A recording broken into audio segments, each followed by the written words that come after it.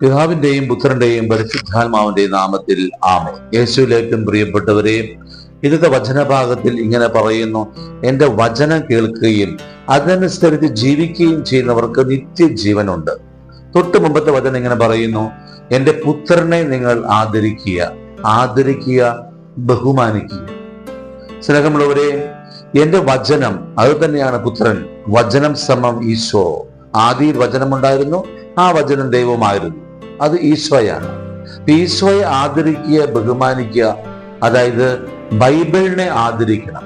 Bible വെറും ഒരു പുസ്തകമല്ല, അത് ദൈവത്തിന്റെ വചനമാണ്, ജീവനുള്ള വചനമാണ്. പുസ്തകത്തിന് ജീവൻ ഉണ്ടാകണമെന്നില്ല, പക്ഷേ ഈ ബൈബിൾ തിരുവചനം അത് ജീവനുള്ളതാണ്. ഈ വെറും പുസ്തകമാക്കി വചനത്തെ ബൈബിളിനെ നിങ്ങൾ കരുതരുത്. ഒരു പ്രത്യേക കാര്യം ശ്രദ്ധിക്കേണ്ടത്, ആ ബൈബിളിന്റെ മുകളിൽ യാതൊരു വസ്തുവും വയ്ക്കാൻ പാടില്ല. ബൈബിളിന്റെ ഉള്ളിലും സൂക്ഷിക്കുവാൻ മറ്റു വസ്തുക്കൾ കയറ്റി വയ്ക്കരുത്. നമുക്ക് അടയാളത്തിന് വല്ല ചിത്രമോ പടമോ എന്തെങ്കിലുമൊക്കെ വെക്കാം, അടയാളമായിട്ട്. പക്ഷേ ബൈബിളിന്റെ മുകളിലോ ബൈബിളിന്റെ ഉള്ളിലോ മറ്റു വസ്തുക്കളൊന്നും എടുത്തു വെക്കരുത്. ബൈബിളിലായിരിക്കണം ഏറ്റവും മുകളിൽ ഇരിക്കേണ്ടത്. ഉദാഹരണത്തിന് കുടുംബപ്രാർത്ഥന ചൊല്ലുമ്പോൾ കുടുംബപ്രാർത്ഥന പുസ്തകത്തിന് മുകളിൽ വെക്കരുത്, അതിന് താഴെ വെക്കണം.